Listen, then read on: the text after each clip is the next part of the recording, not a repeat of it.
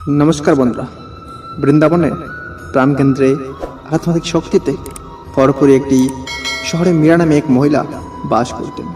ভগবান কৃষ্ণের প্রতি তার অটল বিশ্বাস থাকা সত্ত্বেও মীরা তার পরিবারকে আর্থিক অসুবিধা এবং অস্থিরতায় জর্জরিত দেখতে পান।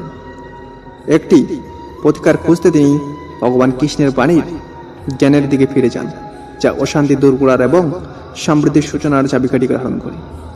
বৃন্দাবনের একজনের শ্রদ্ধেয় ঋষি, যার নাম রাধিকা, ভগবান কৃষ্ণের শিক্ষা থেকে একটি নির্দিষ্ট মন্ত্র শেয়ার করেছেন। তুলসী তলকে প্রণাম করার সময় প্রতিদিন 3 বার ওম শ্রী কৃষ্ণায় নমঃ পাঠ করুন। এই পবিত্র অনুশীলনটি কেবল আপনার ঘর থেকে অশান্তি দূর করবে না, বরং আকর্ষণ করবে ভগবান কৃষ্ণের আশীর্বাদ, আর্থিক প্রাচুর্য নিয়ে আসে। ঐশ্বরিক হস্তক্ষেপের সম্ভাবনা দ্বারা আগ্রহী মীরা অর্ধ ব্যবসায়ের সাথে রাধিকার নির্দেশনা অনুসরণ করেছিলেন।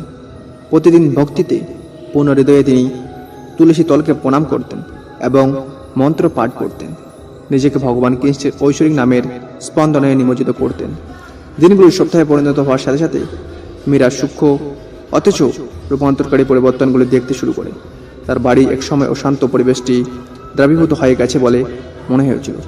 শান্ত এবং সম্প্রীতির অনুভূতি দ্বারা প্রতিস্থাপিত হয়েছিল। আর্থিক সীমাবদ্ধতার সহজ হতে শুরু করে এবং সমৃদ্ধির অপ্রত্যাশিত সুযোগগুলি উন্মোচন হতে থাকে। একদিন মন্ত্রের অলৌকিক প্রভাব সম্পর্কে কৌতূহলী মীরা আবার রাধিকার নির্দেশিকা চেয়েছিলেন। রাধিকা ব্যাখ্যা করেছেন, ওম শ্রীকৃষ্ণায় নমঃ মন্ত্রটি কেবল শব্দের একটি ক্রম নয়, এটি ঐশ্বরিক রাজ্যের একটি স্পন্দনমূলক চাবিকাঠি। তুলসী তলকে প্রণাম করে পবিত্রতা এবং ভক্তির একটি পবিত্র প্রতীক আপনি আপনার হৃদয়কে সারিবদ্ধ করেন। ঐশ্বরিক ভগবান কৃষ্ণের উপকারী শক্তিকে আপনার জীবনে আমন্ত্রণ জানাচ্ছেন। তিনি অব্যাহত রেখেছিলেন দেবী লক্ষ্মীর উদাস হিসেবে পূজনীয়। তুলসী গাছটি বিশুদ্ধতা এবং শুভকে মূর্ত করে। এই পবিত্র কাজের সাথে মন্ত্রের সংমিশ্রণ একটি শক্তিশালী সময় তৈরি করে, নেতিবাচকতা দূর করে এবং শান্তি এবং সমৃদ্ধির জন্য ভগবান কৃষ্ণের আশীর্বাদের সূচনা করে। ভগবান কৃষ্ণের বাড়ির রূপান্তরকারী শক্তি দ্বারা উৎসাহিত হয় মীরা আরও বেশি নিষ্ঠার সাথে তার প্রতিদিন অনুশীলন চালিয়ে যান।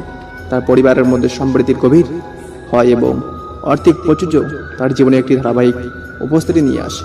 মীরার অভিজ্ঞতার কথা বৃন্দাবনে জুড়ে ছড়িয়ে পড়ে, অন্যদেরকে ঐশ্বরিক অনুশীলন গ্রহণ করতে অনুপ্রাণিত করে।